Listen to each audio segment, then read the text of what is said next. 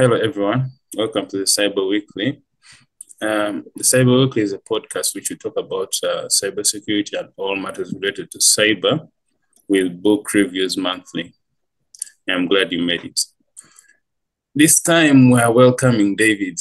David, how are you doing? I am well. How are you? Am I on mute?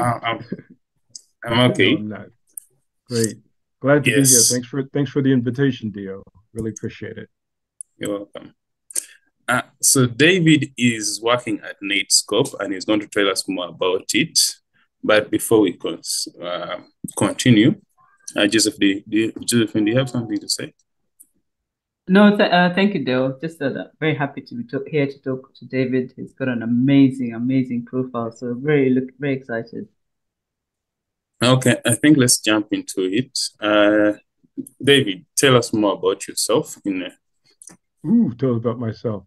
Well, Yeah. first, let me say this. But when I do these kinds of interviews, either because you've met me through the fact that I do interviews, and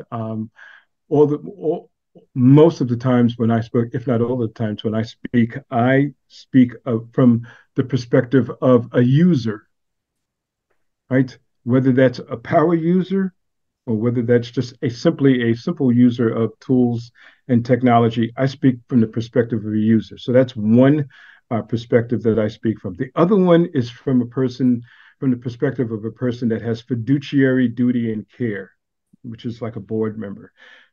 Excuse me, fiduciary care and loyalty to the organizations that I represent, and of course, that duty requires that I spend a good amount of my time discussing how to protect the organizations that I support, um, how to help navigate them through some of the waters that they're involved in, and so yeah, that is those are the two perspectives that I speak from, and they're while they're in two divergent directions, they for me really mold and mesh who I am and why I'm even in this industry and why I'm here. Because again, one, I am a user. Simply put, I am a user, and two, I have the responsibility of looking over, providing oversight for some of the organizations that I support. And that's the 2 points of reference for it. Thank you. So my involvement with cybersecurity comes by way of acquisition and influence, right? So most folks take tests and go to school. I mean, I did that too, but for me, brief story. I was the general manager for the largest office products company in the world, and I managed a regional distribution center that had a network of warehouses up and down the East Coast, probably some 12 warehouse networks, storing office products. I asked this organization after about 4 years of working for them, can I get into sales? Because the senior vice president asked me to come with him in sales because I knew everything about distribution logistics. That's what I went to school for. And they didn't take me, they took somebody else that the at that moment I said it's time to leave because I wanted to be in business development and sales. I went to Xerox. I invested in a computer company. One of the founders here from Cybersecurity, Eric Pimenter, he and I had a company called Precise Technologies. It provided IT solutions for small to mid-sized companies. It provided enterprise solutions at scale for small to mid-sized companies. And then we sold that company. I went and started another company that was focused on .orgs, providing them enterprise services at scale. Eric and I got back together and formulated Links, which is a GRC company that's still today. And then I ended up starting this other group called Austin Brooklyn Associations because I'm from Brooklyn and now I live in Austin, Texas. Right? And so we started that organization, and therein lies how I got into cybersecurity. We started in logistics and distribution at an enterprise level. We focused on mid-sized organizations needing enterprise skills and solutions. We sold our company, and then now we're here at this juncture, having supplied and provided all sorts of services. So I hope that answered your question. Wow, that's a rich history. Yeah, yeah. Thank you, David, for I am tired. yeah, thank you, David, for that. So did you see yourself getting into cybersecurity, or was it your intent, or do you feel that you kind of drifted into it? Drifted into it. Yeah, yeah. And like many folks who are finding their way today into this discipline, into this practice, my journey here was somewhat challenging but it's worked out well. But here, from this perspective, right, I came with little expertise in security.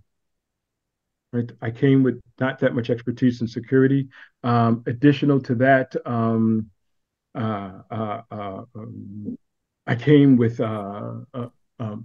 different sort of education, transferring my network, which was focused around operations, logistics, and distribution, transferring the network of people that I knew to the network of people that were in this industry had its challenges. And in some small sense, not even small sense, in some sense, there was an imposter syndrome. Like, do I belong here? Do I know everything? Do I know what I'm talking about? And on top of that, there was some colleague repudiation, not a ton of it, but the ones where I was leaving from, where are you going? What is that all about? And then where I'm going, what are you doing here? What are you doing here? So those types of things happen not only to me, but to a lot of people that are coming into this industry. And so that's one of the reasons why I spend my time in cybersecurity, is working through those challenges with other folks. My purpose is to do that. My reason is to do that. That's my why. Why am I here? It's to help others to get here. It shouldn't, there are too many other things: education, diversity, uh, yeah, academia indifference. There's too many other challenges to have an imposter syndrome challenge as well as a colleague repudiation challenge. It's just we don't have time for that. We just don't have time for that. So yeah. Okay. So what's your role at Netscope? Netscope, yo. So my role at Netscope is a member of their CXO advisory board. And Could you luckily expound more on the CXO? yeah. So CXO is your customer experience role. It's the role that a sort of an executive would hold to walk through and to spend time with organizations. My particular role is helping to educate, advise, and explain the difference between where they are and where they'd like to be, their particular North Star for an organization. I spend more time educating and advising, convincing, rather than selling. It ends up potentially in a sale or even an expanded relationship, which is more of what I'm interested in, is creating the relationship between our team of intellectual uh, geniuses, if you will, and the customer's team of technology expert aficionados, technology practitioners, CISOs, CSOs, CTOs, and the like. I need to bring those two into a room so that they can have a conversation about what business challenges, right? So let's be clear. All of this to me is about the business. Even technology is about business. And Dio, you've probably heard me say this before. You've probably heard me say this before. In this continuing of people, process, and technology, I'm focused on people. That's my core focus. And so bringing people into a space where it's safe and it's positive and it's rife with opportunity to talk about what is needed and what can be provided to solve problems is what I do. Um, Netscope is an incredibly astute and transformational security organization, um, a cloud organization. For organizations that are trying to find their way in this journey to the cloud, and it is a destination, the digital transformation is a destination, it's a journey, right? Excuse me, it's not a destination. It is a journey. There are so many different ways to get there. With if you've got limited and you don't have a mature environment, there's mechanisms to get maturity with Netscope. If you have a mature environment, Netscope has a thought process and a concept and a methodology to take that, mature it, harden it, and move it to the cloud. And what they really do, and with organizations that have already in the cloud, but are not realizing the value of being in the cloud, value of that whole conceptual North Star that they felt when they decided to get into an environment that was rich with resources, and they're not experiencing it. Netscope can help that. They are built in the cloud, designed and developed in the cloud, where many organizations have started in bare metal and they have these huge data infrastructures and data centers. It's still physical, and it's not meeting. And then they're working their way to the cloud. I have no problem with it. They're great organizations, all of them. It's just that the Netscope has built a better mousetrap. They have, and in all of that, they reduce complexity and cost. So yeah, you can't beat having an organization that secures your data, your intellectual property, your human capital, your business anywhere and everywhere. And I get an opportunity to spend time with CISOs and security executives, board members, and CEOs to talk about what that would mean for them should they consider that path. And so I think any company that wants it deserves an opportunity to talk to Netscope. Yeah. Because So I guess it sounds like I really like them. yes, it does. And it does sound like you're really playing a significant role in the digital transformation journeys of organizations, especially if you're helping them to transition into the cloud. Sure. What do you see as what's the hardest sell for companies to go into the cloud? What are the main challenges do you come across? Great question. Because there are three things that organizations are really trying to get to. The first one, I think, is that they're trying to be as agile as they need to be, so they can be anywhere and everywhere. They're trying to really spend their time looking at risk, right? Risk from a operational point of view and from a regulatory point of view, from that three-hit sort of engagement. Because if you get a breach, you get the customer insecurity, you get the regulatory compliance challenges that comes from the regulators, and then you get a lawsuit, and that's all money. And at the end of the day, it's all about the business being harmed, and those are the things that end up creating challenges for organizations. So yeah, I think looking over that point of view, it's really critical to look at the challenges organizations face in this. So I hope I answered your question first of all, because I said my brain started ticking at 11 o'clock. It's ticking still, so yeah, it started ticking there. So I hope I answered some of your question, if not all of it. Yeah, no, you did. Thank you very much. Yeah. Let's twist a little bit and we go to the aspect of having a strong network. I believe we've spoken about this multiple times, but yeah, what's the importance of a strong network? Now, the question I would ask you, Dio, are you talking about uh, uh, are you talking about a human network of folks, or are you talking about a logical, physical network Not a infrastructure computer network, at least. Because I had an answer in my mind. As you asked the question, I had an answer, a thought in my mind, because some of my business I used to be involved in is communications data plants, which means from the demarc in the middle of the street, from the manhole cover in the middle of the street in a metropolis like New York, into the building, from the vault in the street to the demarc. And then, we're talking about wiring a university, wiring a museum, wiring a huge edifice. That was where I started in the business. But the other network that we were talking about is the human capital side of this, which I think we take for granted. I think we take the fact, I think that we take human capital scarcity for granted. I'll give you a for instance and a why do I say that. Uh, let's take the United States, for example. It's 800 million people in the United States.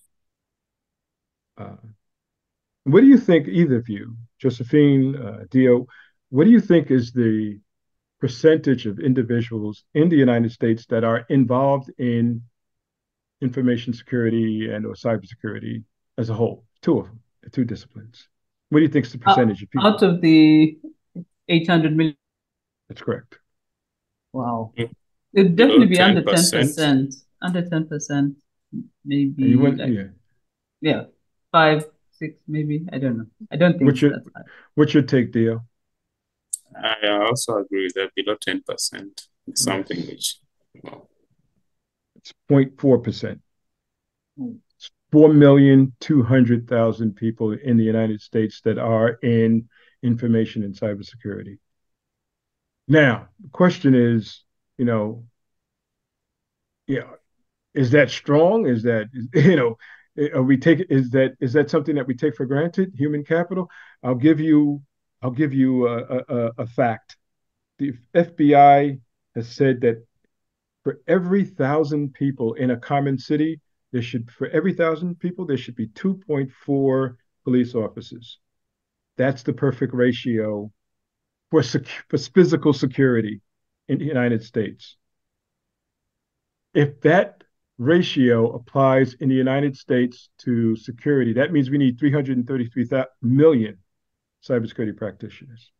That's how far behind we are in the United States. So we do take it for granted. I know we're graduating 80,000 people a year in computer science degrees in the United States, but they're not ready day one to go to work. They're not ready for the rigors of challenges they'll face. And so that's why, for us, for me anyway, I've created an organization that does that kind of rigorous training, that taking you through some really real pain. So, um, I think that we're, from a security perspective, we may be taking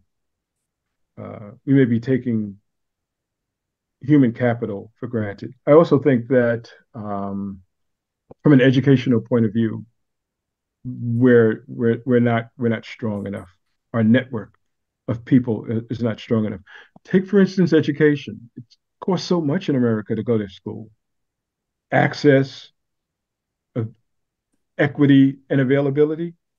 It's just it's the power is in the network of people that you create. Power is in a network of individuals that you gather together to help power a network. The power of networking is how you design that network, who they are, and what their role is in your career. Are they mentors? And I may be straying away from your original question just a bit, but are they mentors or are they sponsors? Um, I, in the last Cybersecurity conference, um, the CISO from Depository Trust, which is like our banking clearinghouse, his name is Yanesi Feliciano. He did a talk on sponsorship, and he talked about how critical it is to have a network of personal board of directors and sponsors, some of who you know, some of who you don't know. By virtue of someone being your sponsor, it's a stamp of approval in and of itself for them to say, hey, look at this person over here, whether you know it or not. So having a network of mentors and supporters and partners and collaborators who help glide your path into cybersecurity is critical, because it helps you, it speaks for you when you aren't there to speak for yourself. So Yeah, yeah. And I appreciate that there is a skills shortage in cybersecurity. I think probably, I know you said that's the case in the US, but I think where we are, especially Uganda, Africa, is probably even worse case. But yeah, I think there is generally a shortage of skills in that area. And one of the things we're working on is also how do we make sure that universities are churning out uh, skill set that the industry needs. But Yes. yeah, that's just as an aside. I'm glad you talked about, yeah. If I can add one more thing, a colleague, my partner and friend, business partner and friend, Eric Fermenter, had been working with Barclay Bank in South Africa. What we experienced there was, I think, something on the in the nature of like 38% unemployment. And so we set about to help train and educate folks. We had like 50 folks that came through. I think the first thing we had to work on was some remedial stuff, and that's always the case. And then, of course, we had to work on training at a basic level and then take those steps up. And of course, we were being funded by Barclay and the South African government. And at the end of the day, you know, we affected the lives of literally over 45 folks who ended up getting employed. Some had to go back through training, but at the end of the day, they got themselves an opportunity. If we're not spending our time looking at those challenges and needs and satisfying, I mean, this is Cyversity's mission. I mean, this is our mission. Our mission is to advocate and consistently advocate and represent women and minorities and veterans in cybersecurity, right? And so Yeah. we do that through programs that are specifically designed, really specifically designed to educate, foster retention, foster equity and diversity. And those are the programs that we do it for. And so if we're not doing that, what are we doing? So sorry to interrupt your question, Josephine. I hope you remember it. I think Is that me? Okay, no, yeah, she's back. no, good. So I really do like the fact that you're talking about mentorship and your role in cybersecurity. But just perhaps for our the benefit of our readers, if we could understand what cybersecurity is all about before we start digging into your role in cybersecurity as a mentor and how that has helped people within that. If you could just tell us a little bit about cybersecurity. So literally about 7.5 to 8 years ago, some minority Black brothers at RSA, which is probably one of the more influential conferences in the country in the globe, were at a series of events, and they noticed that there was no one speaking from the dais or speaking having any speaking roles that looked like them.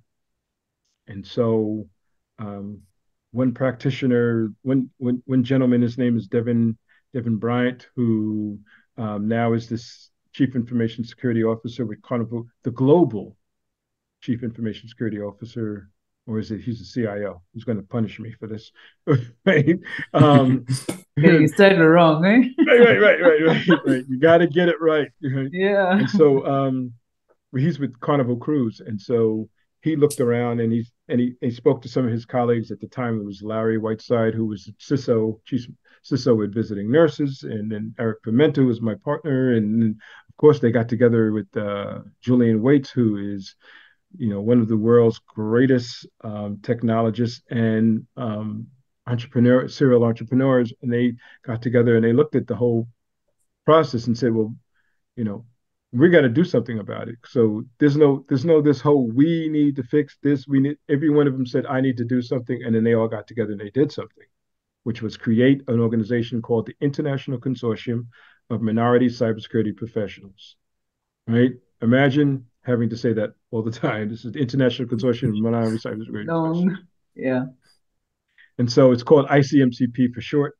Just recently, last year or the year before, they transitioned to Cyversity, which is a play on words. It's where cyber meets diversity, and cyber meets our university. So, but the whole approach of Cyversity is to act as the go-to organization for all industries to be relational with all industries and drive cybersecurity diversity into cybersecurity in all parts of the cyber industry. And let me say that again. It's to be relational and to drive diversity into every part of the security industry. Now, that's a major undertaking, but it's so doable because all of these organizations that are like minded as Cyversity, they just need to have a why and a reason why. And they're seeking and searching for a way to do it.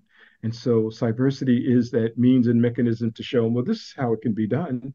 And of course, in all things, here's what you get for doing that.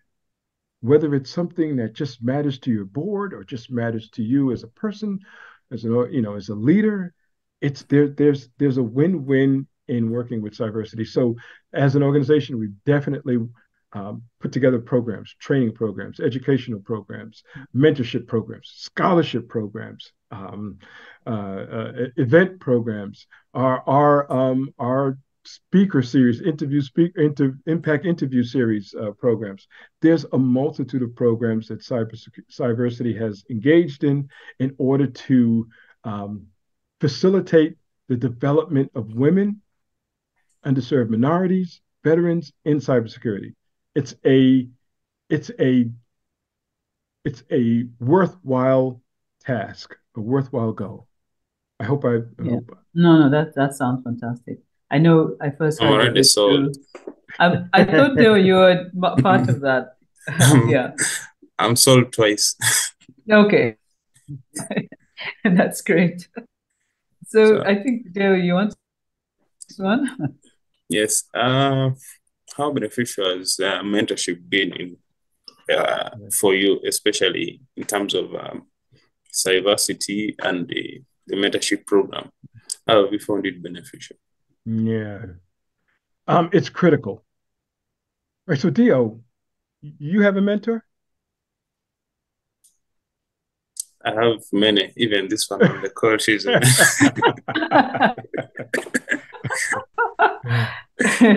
So I'll ask you, how beneficial is having a mentor? How beneficial has it been having a mentor for you? well, it has transitioned me from, first of all, it changes the way you think. Because when you're young, there are specific things you always look out for, and they help bridge the gap. They help make you understand things better. And they're always looking through things basing on experience. Yeah. And if you look at it in a long run, it's more beneficial to listen to them and make changes accordingly. All right. So it's the experience. It's even like such a program like this. Josephine has helped a lot with, enabling it. When I told her about it, she was like, let's do it. We shall figure things along the way. I'm like, okay. Wonderful. Yeah. Wonderful. Yeah. Wonderful. And I do think that's what a mentor is for.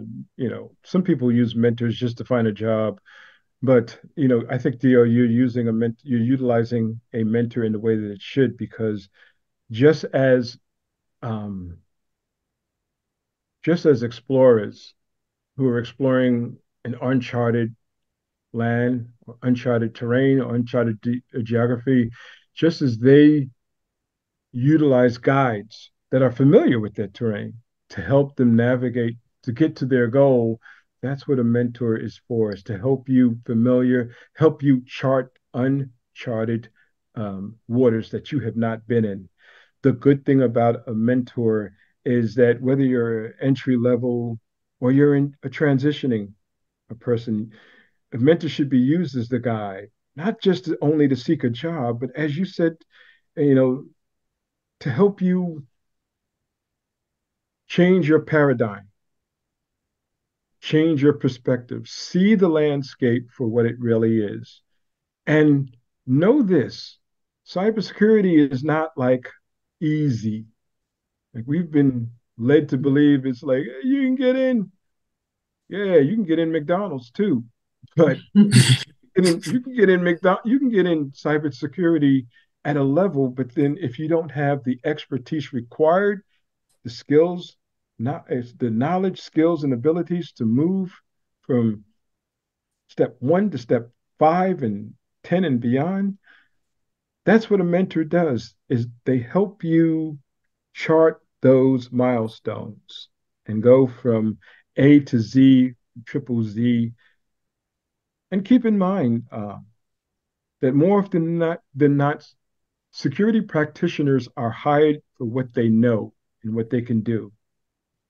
So Yeah. if you're not working with a mentor to help chart you to that path of knowing and being able to do, and putting you in touch with people that they know can help you get to that next step, that's what a mentor is for. And of course, that's part of your network that you just asked about. Yeah, yeah, that's true. But what does it do for you? I know I've done a lot of mentoring, but I also gain a lot from it.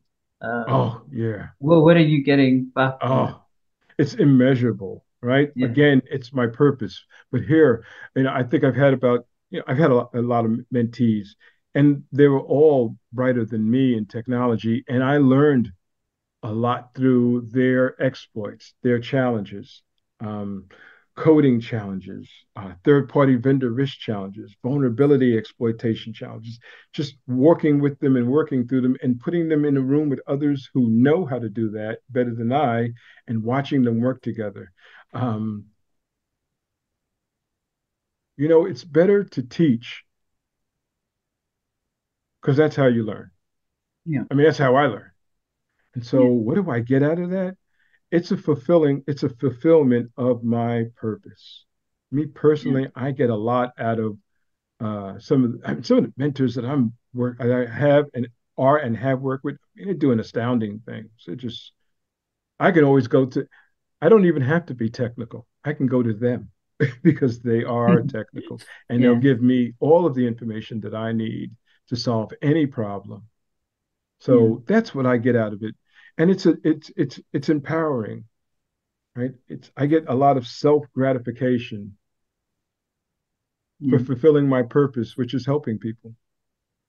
Yeah. So you did say that cybersecurity is hard, right? And you've met, obviously you've mentored a lot of people. Is there anything that stands out between those who succeed in the industry and those who don't? Yeah, it's a different. I think you guys would call it the differentiator, right? Yeah. Yes. Um, so there's three things. I'll just focus on three things because there's a lot. But I'll focus on three things. I'll focus on your network, I'll focus on your expertise, and then I'll focus on your sponsors, right? Those who come to this with a very high sense of curiosity and desire, um, hungry, very hungry, and purpose, and of course a goal, right? Those folks will develop a network. And as we said earlier, the network is really one of the most critical things that you can put together is designing a group of individuals who are focused on your success, right? Focused on helping you become that practitioner. So your network is one of the differentiators is have those who have a network and those who don't. So that's number one. Two, the development of sponsorship and sponsors, because above and beyond the whole network thing, as we said earlier, these are folks who go into the boardroom and when conversation about who gets this next position happens, you're not there, they're there speaking for you. But the only reason they're speaking for you is number three, because you have the expertise, proactivity, being proactive to understand your craft. Now, there are not likely, there are nine cybersecurity domains. Each one of those domains has no less than 8 or 9 different specifics. So when you get into cybersecurity, you've first got to know where you want to go. What is it that you wish to do? pick something. There's quite a few things to pick. Pick something, become an aficionado, become an expert in that, and then watch how you grow across all of the domains. So have an expertise. These are the things that are differentiators between those who know, those who don't know, and those who have a mentor, and those who don't have a mentor, or a mentor sort of village, if you will. Uh, you're hired because you have these KSAs or these skills and these knowledge, skills, and abilities, and you know, those represent a clear differentiator. I also think that if you aren't thinking and acting like a CISO, right? You know, or a CISO in training, you will Mhm. probably face some challenges. It's not going to be easy, right? Yeah. And CISO role is incredibly challenging, Yeah. right? And it's a real definer of capabilities and lack thereof. And so, you know, Mm. have there's a difference between those who are intentional and those who are not. Mhm. Yeah. Some Right. people are Yeah. coming to the some people are coming to this practice and this discipline because they hear about the money. Oh yeah, there's plenty of money to be made, but you won't make it necessarily unless you have that expertise that, and the money becomes a what is it, remediation for Mhm. what you're capable of doing. Yeah. Okay. I don't know. Do you agree or disagree? I agree. Agree. Definitely. It's that whole thing of your purpose really. Mm-hmm. It's you can't just say I want to get into this because it's it pays good. You've got to really want to be in it, right? So that Sure. you can improve and you can get better and be worthy of the money. There's a lot to do with helping others that comes from cybersecurity. Not only do you help your family, you change their life, their trajectory, but you also are helping your community. You're helping your global community, your national community, helping your global community, being a part of a community of security practitioners that have an ethical perspective on how data should be protected, how we should communicate with each other, and how that is done in a safe and ethical manner, right? Yeah. And trust me, the quote unquote adversary, the bad actors, they're really good. I don't Yeah. know how they're so Yeah. good. They are so, and you know, the difference between a ethical and non-ethical is that line is so very thin. Yeah. It's Yeah. very thin and frayed. And so we're happy to have the ones on this side of the dime than on the other Mm. side of the Then on dime. the other side, That yeah. also is a differentiator. That is also a differentiator. So Yeah. Great. So, now, when it comes to your conversations with the CISOs, what has stood out for you in terms of behavior, which would, someone should emulate in order for them to reach such a position? mm, there's a couple of words. The one that seems to be sitting in front of my brain is tenacity, right? Um, there's a Finnish word for tenacity. It's called sisu, sisu. It it speaks to ferocity, um, purpose-driven determination, grit, uh, hardiness, resilience, bravery, and in the fluctuating and ever evolving nature of cybersecurity, sisu and tenacity is a critical requirement. You need to have a lot of that because you know the old saying, you can seal up 1,000 holes, but only a malicious actor only needs one, and that Mm. one can topple an organization's business efforts. And if you don't have a plan a security plan to stop it before it goes lateral and spreads throughout the organization. Just don't know. So CISOs, their characteristics, they have they have expertise. They're great communicators. They're great interpreters because you're able to speak the language of technology to your colleagues and subordinates, but at the same time, you have to have that ability to interpret, to take those terms and that information that you've gathered about the design and development of a cybersecurity plan and transfer that to the board in language that they can understand, because most of those guys are like me, they're just business people. They're not like a bit and a bite. That sounds like a sandwich, but no. So, Yeah. they have these CISOs have great leadership skills. Um, they're organized. I'm working with a CISO on Cyversity's Austin chapter. Heather is incredibly organized. She's astounding when it comes to organization. So they're proactive, they're strategic. The chair, the incoming chair for Cybersity, says her superpowers is she's strategic, she builds great teams, she builds great teams that execute. Now, if you want to follow somebody, there's somebody right there.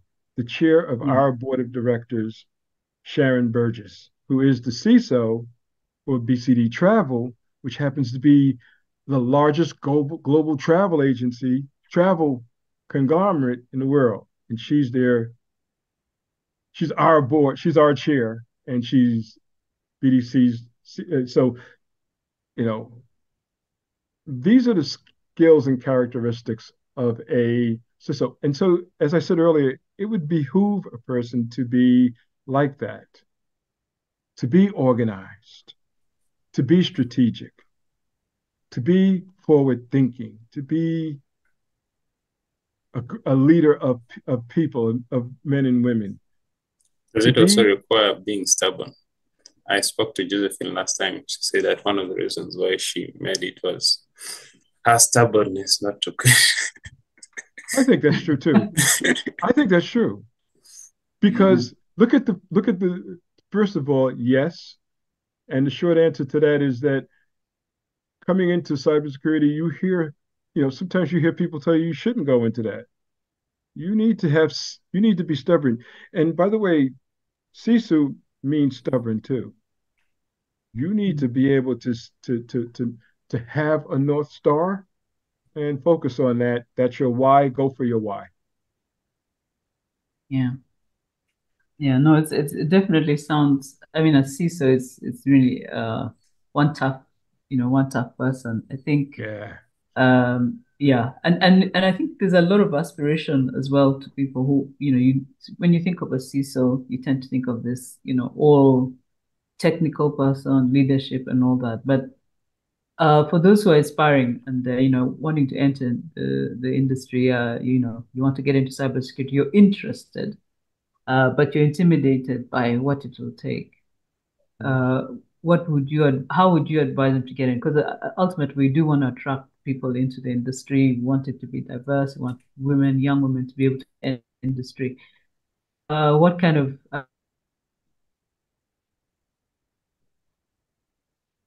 but Yeah. Here's what I would say. Um, First, uh, be clear about what it is that you like and want to do. Be clear, right? You need to be clear about. I found the thing that I like is being with, and I'm an extrovert, right? I'm a preacher's kid. I'm an yeah, extrovert, so I like being around people and conversing and talking and exchanging. So that's what I like, and so that's why I took that to cybersecurity with me, because you know what? When I came into cybersecurity, the thing that was most important about security was this: you were on your screen and you stayed on your screen. If somebody came to you with a sandwich, I can't eat right now. and I know I'm dying from hunger, but I just can't get away from this right now. So, Yeah. and I'm over exaggerating, of course, but here's what I would say to folks getting into it. Not everything is technical. Do you know that I'm sure everyone is aware that technology reaches every part of every industry, and not and you don't have to be technical to be in cybersecurity or in technology. There are management roles. There are public facing or people facing roles. There are administrative roles. There are organizational roles. There are financial roles. There are audit roles. There are the roles in technology and cybersecurity are far too many to mention, which is why, at least in this country, we're about close to 1 million short of practitioners. Globally, we're 3.5 to almost 4 million. I know there are a lot of folks that discounted how many practitioners we're short globally, but it sure is coming to pass that we are Yeah. those Oh, people. definitely. Yeah. Oh yeah. So listen, I mean, so don't be first, first, first of all, realize and recognize that it's not all technical. It'll evolve into something technical, but take who you are with you, right? Who was it? The chief operating officer from Bank of New York, Liz Augusto. Take you take yourself, take who you are, your true self, your original self, your whole self with you to these opportunities. Don't don't sit on the fence. Don't be scared. Know where you're going and then go in that direction. Amass the network that you need to get you in there, get in front of folks like Josephine, get in front of folks like ISACA, get in front of all of these other organizations and put yourself in a position to get to know people that can help you get there. Mm. Join Cyversity. Yeah, fantastic. That's a good one. Nice plug for Cybersecurity. Yeah. Yeah, you know that. Speaking of that, let's chime into how someone is it challenging for someone to join Cybersecurity. So here's my question to you, Dio. How did you join Cybersecurity? Thank you. Well, I got. Do you want the backstory of how I got to know about it? Then how I joined? Sure. Okay. Yeah. So it was basically a podcast. I think it was one for the Microsoft, something to do with cyber T, with Ann Johnson. Yes, so that's how I got to know about it.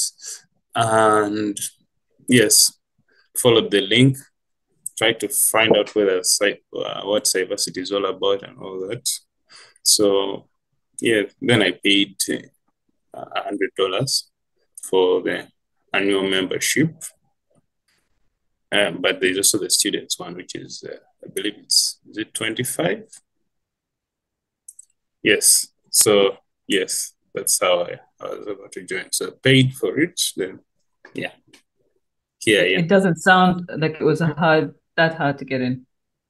Josephine, it's not hard. Josephine, it's not hard for you to get in. No. Okay, great. That's good to hear.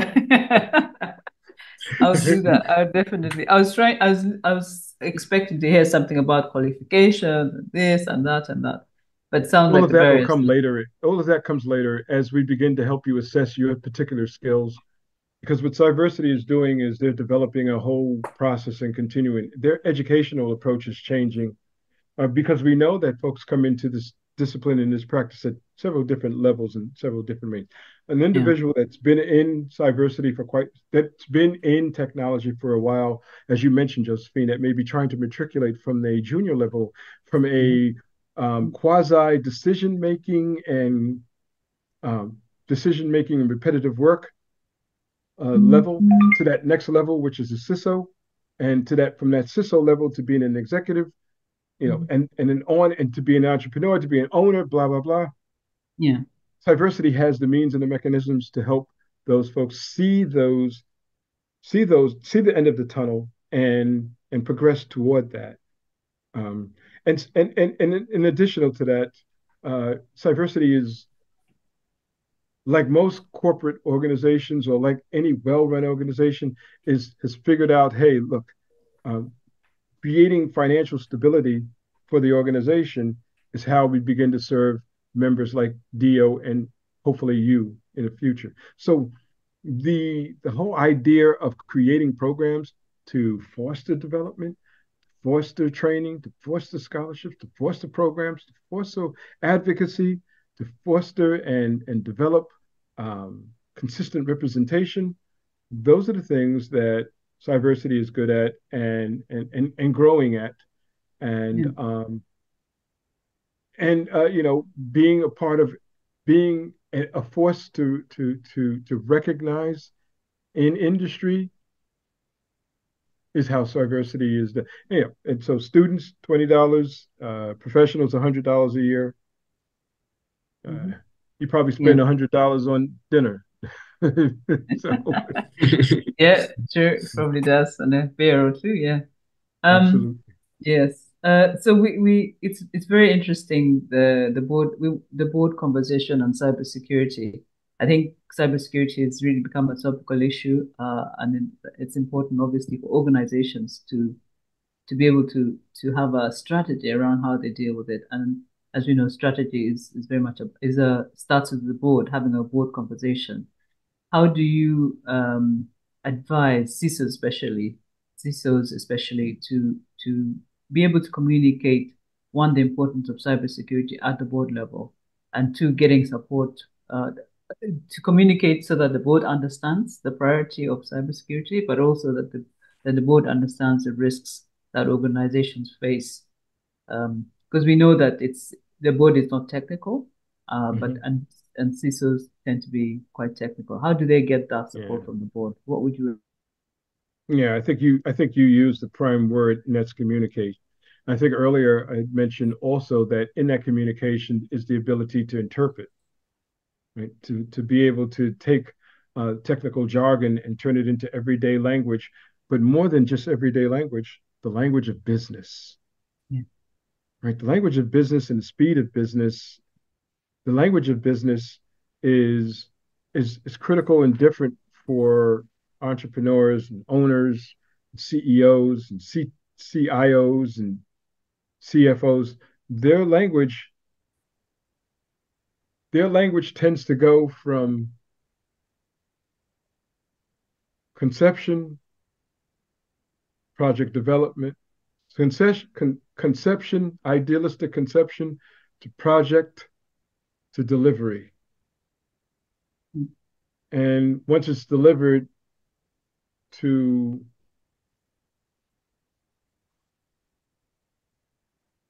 where's my money? Cost. Yeah. Yes. Yep. So talking to someone that thinks about business in those terms, technology, I think, has to be the conversation about technology has to be an enabler to those terms, not just, you know, I need 6 million to build this network. So how is, oh, that's great. You need 6 million. That's nice. I like that. What's that going to do for me? How is that going to help me make more widgets to sell to more customers?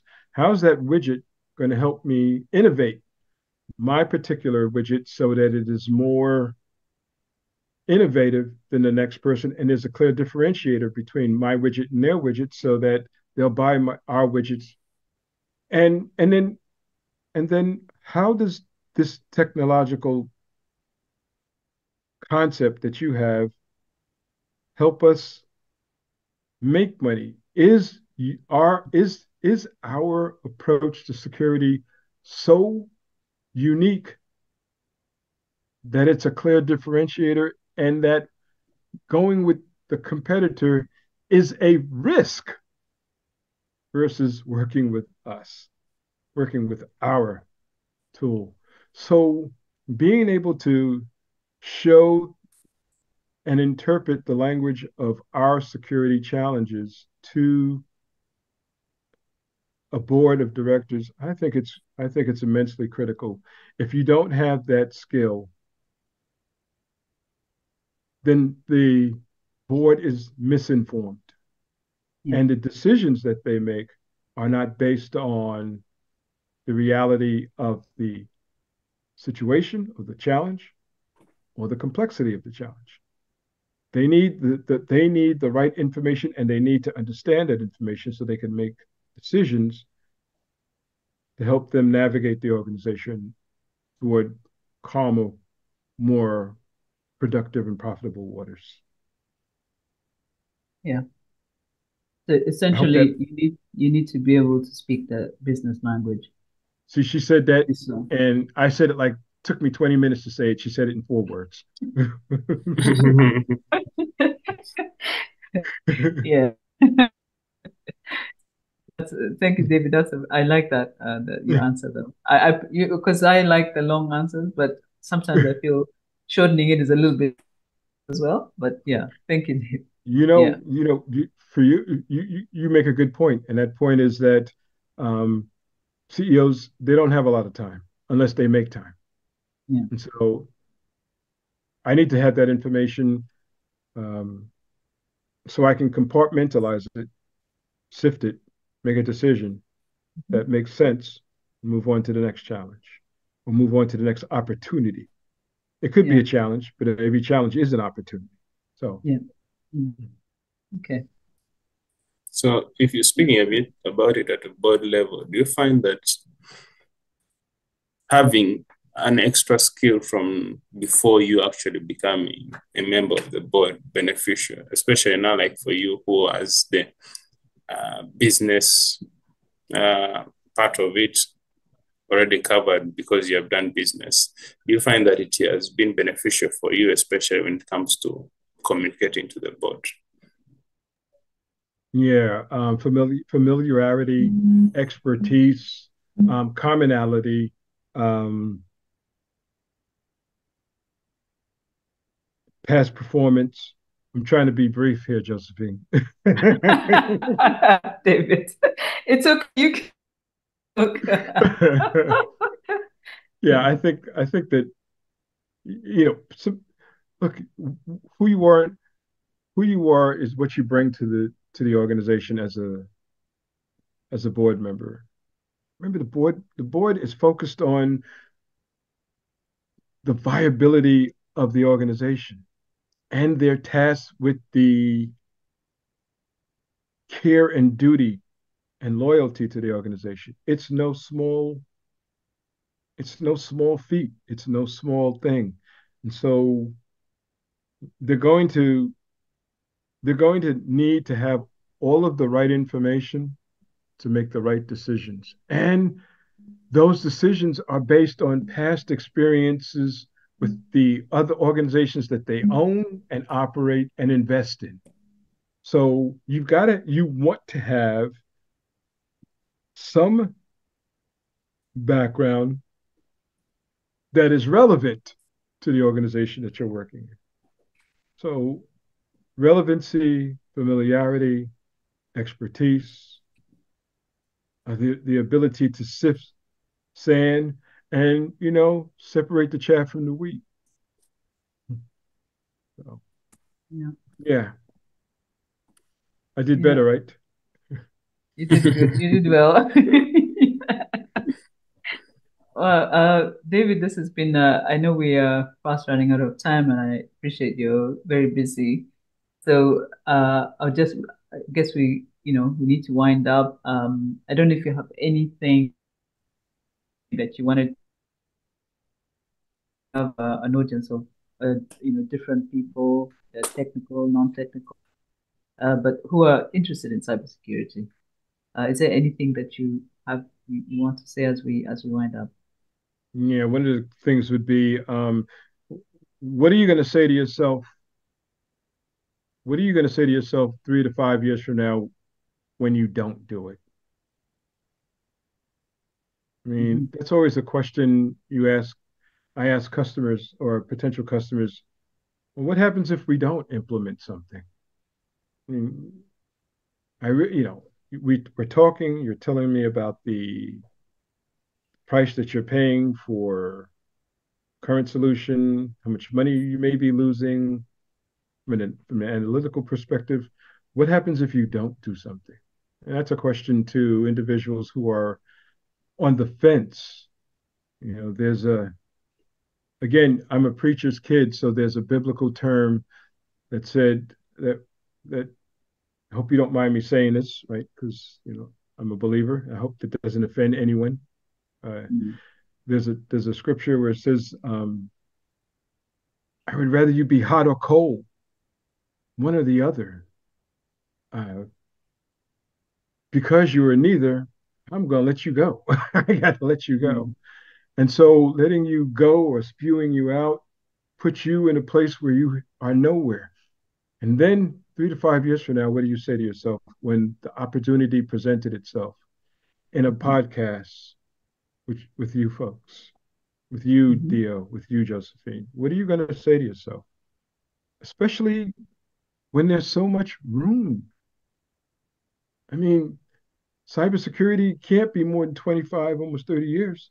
That's infancy for this Mhm. for this discipline and this practice, because from where it started to where it is today, it has changed so dramatically. Yeah.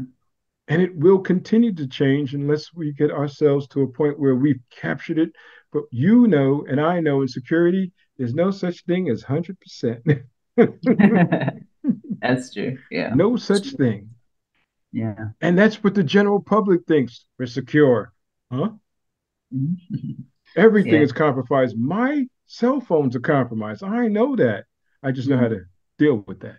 So, my question and what I would say is just what are you going to say in 3 to 5 years when you have an opportunity to work with your organization, when you have an opportunity to learn cybersecurity, or become part of the human firewall that is relevant to cyber hygiene, to cyber awareness, cyber resiliency, all of these things that you should be doing as an individual, but to protect yourself, that become part of the global, wider uh, human firewall. So, what are you going to say to yourself? And what I would say to you is that there's no need to fear this because it's going to be part of our lives, our next generation's lives. We have no choice. We need to get involved. We need to get everyone at every economic strata involved. And I personally, I don't, this is one of those things where I don't say we this, we that. I am going to do my part to make sure that it happens. I am going to I'm sticking my head and my nose into that. I'm sticking my beak into that to do something about that. And so I just think don't sit on the fence. Get off the fence. Bring your whole true self to these opportunities. Find something you like and go like a crazed dog after it. Wow.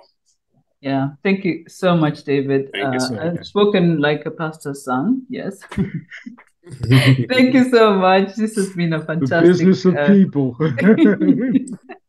This has been a fantastic conversation. We are really grateful for your time. We feel really privileged and honored. This is a very new podcast, so to get someone as high profile as you has been incredibly, incredibly fantastic for us. So thank you very much. And it's been a pleasure meeting you. I'm going to follow you on LinkedIn, and I'm going to join up on Cybersecurity, and hopefully we'll be having more conversations. Thank you. Dale, over to you. I guess with that, there's nothing much more for me to say apart from see you all in the next one.